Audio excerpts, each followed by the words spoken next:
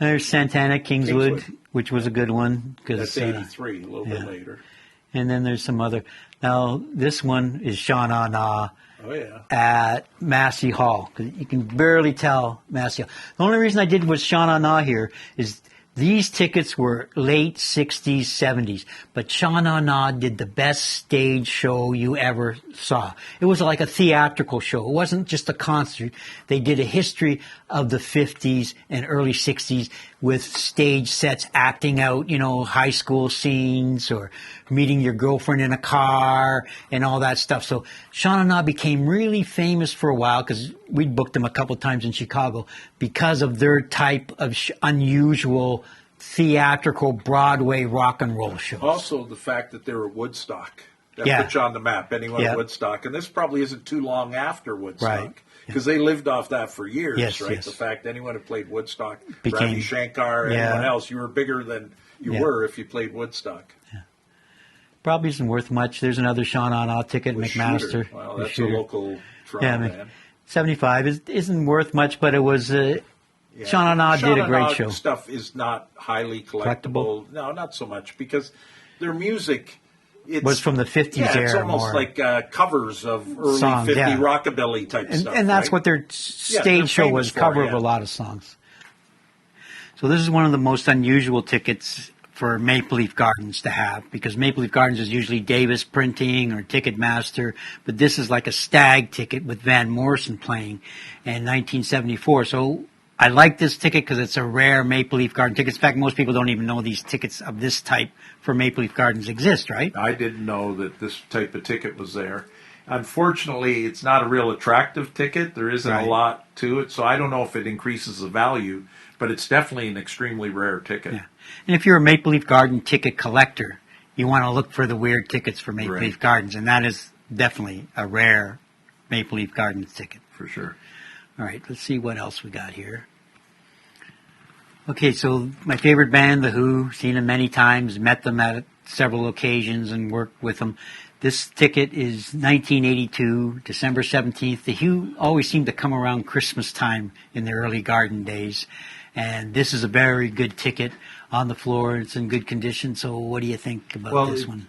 A couple of things. We see, first of all, it's a $20 ticket. You can see inflation's taking hold, like Yeah. we're in inflation days now. But another unusual thing, it's a 10 p.m. ticket. You don't see many shows. Oh, yeah, that's that right. say I never 10 p.m. noticed that. And I don't think The Who would have played two shows. They must have said, we want to come on at 10. So that one's almost full. It's probably $100, $150. The Who played a lot. But The Who has such a tradition in Toronto Yeah. because, of course, when they first announced they were breaking up and the final shows ever, both of them were in Toronto. They were televised worldwide, one of the Yep. first tours Broadcast ever. shows. And just a few years prior to that, Keith Moon played his last concert ever in Toronto.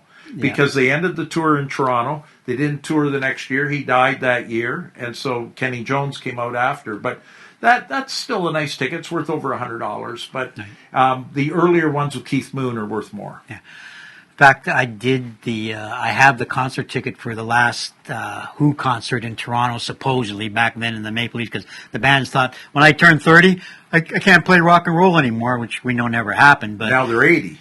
that show was the original band playing at that show. And then after that show, they went to Yorkville and had a private party. And I got invited back to the private party because I knew the photographer agent for The Who. And he did some other shows with me at Canada Jam. So he invited me to meet the original band. And they were great young kids back then in that era. And Keith Moon was just a jokester backstage. And The Who, they were all friendly, like a bunch of high school kids meeting at a show, wondering what they're going to do next, because this was the end of the tour. Well, we know what they did next. They just continued touring. You loved them unless you owned a hotel room, which they trashed. Yeah. Short of that, they were great. Yeah.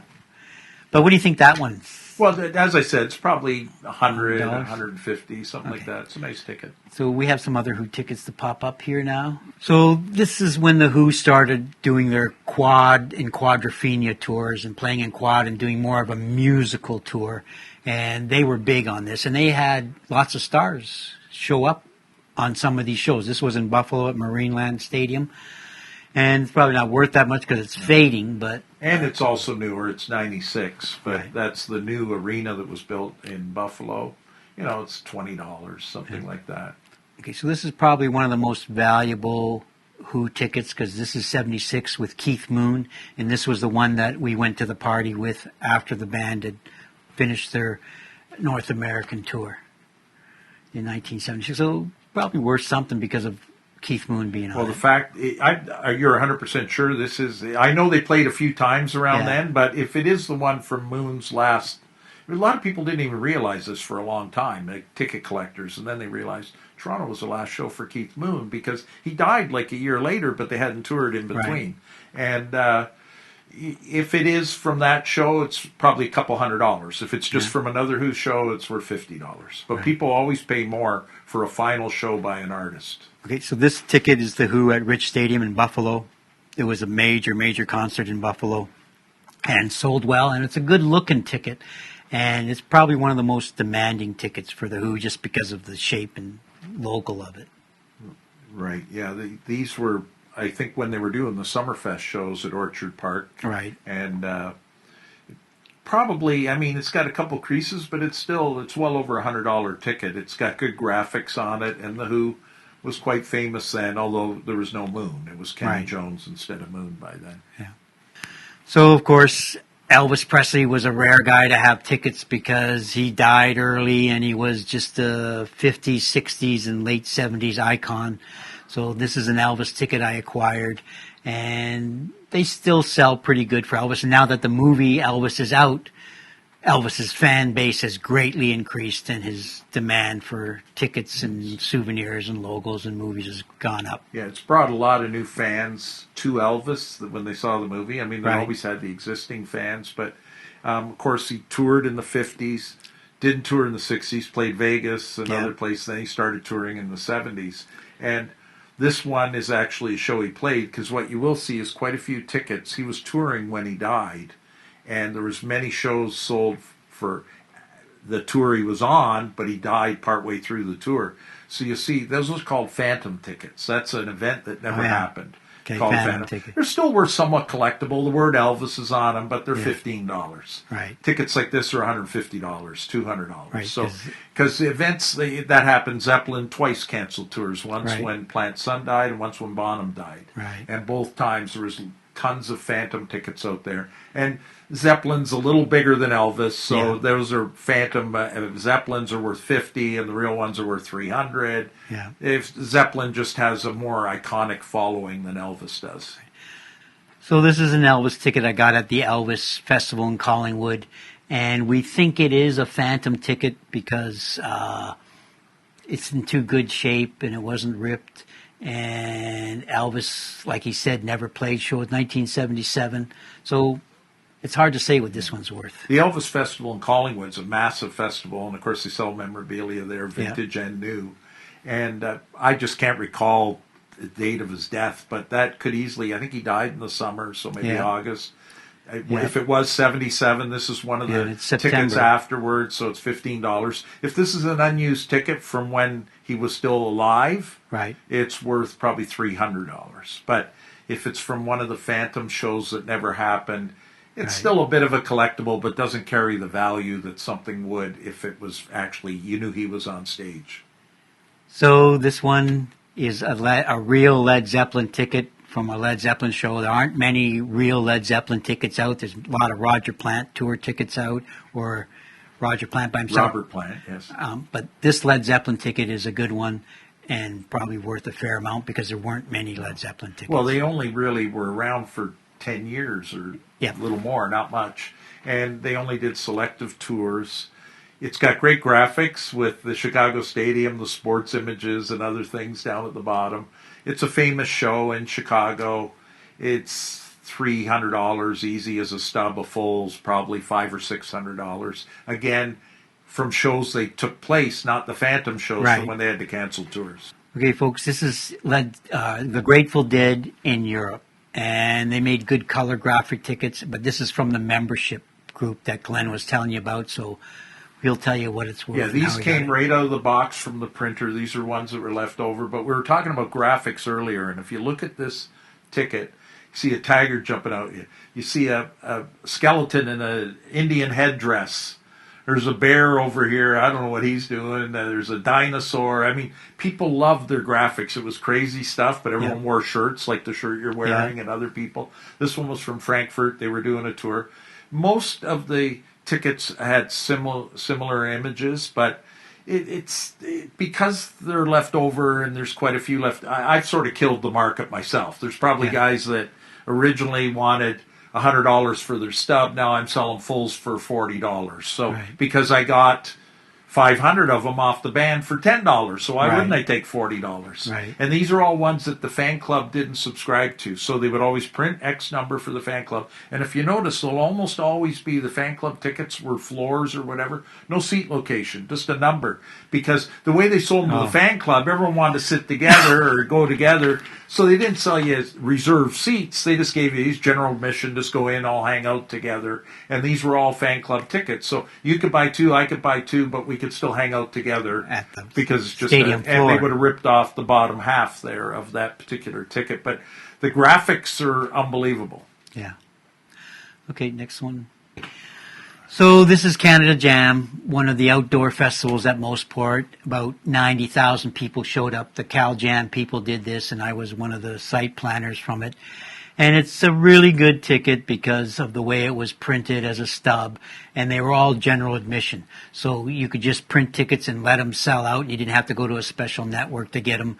I'm not sure what it's worth, but it was a great show. I mean, Triumph was a big Canadian band and really had a peak moment, and this was right at their peak when Triumph was huge, right? There's the pictures of them coming in by helicopter, and the crowd's all going crazy. So it's a nice looking ticket. It's very iconic. I mean, that's a full, which is quite rare to get a full ticket. Yep. Obviously, you got it because you got them out of the production office or something. Yep.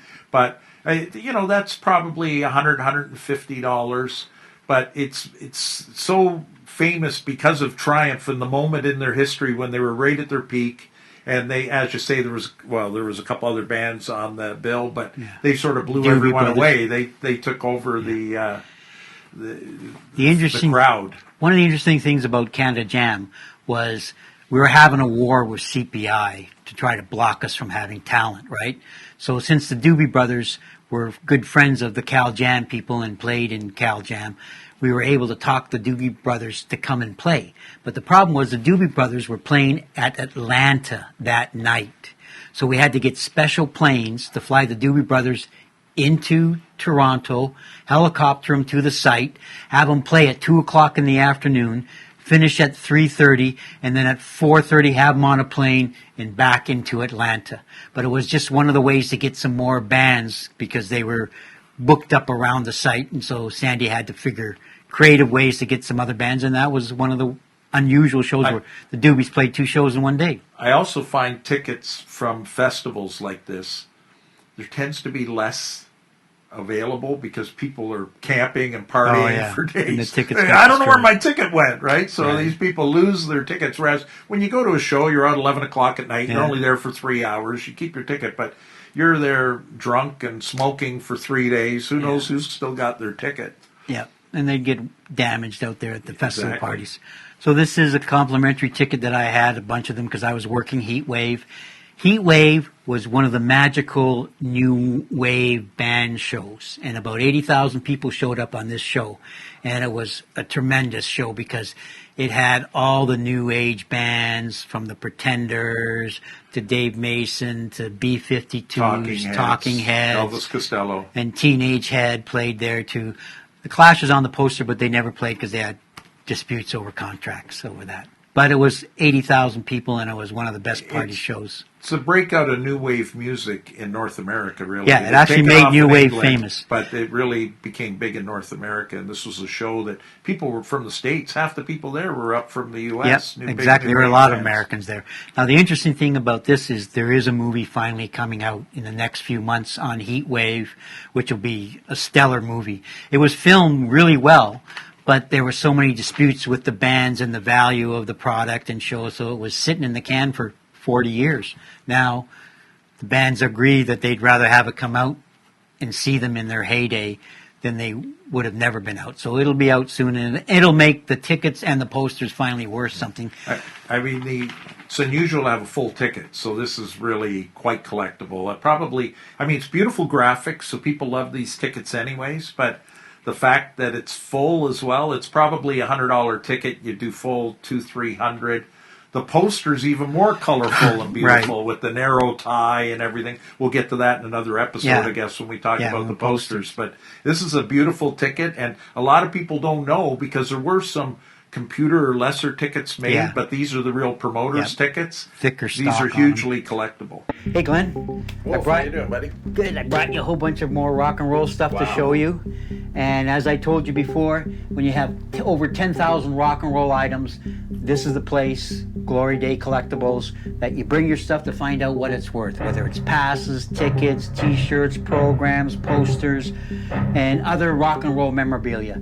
Glenn's group, they analyze it. They tell you whether it's a real autograph, a fake autograph, a good poster, a good program, or whether they're copies. If I'll get lucky, I'll find a joint in this pocket. No, nothing. Too bad. It's always good. You never know when you find drugs from one of the roadies.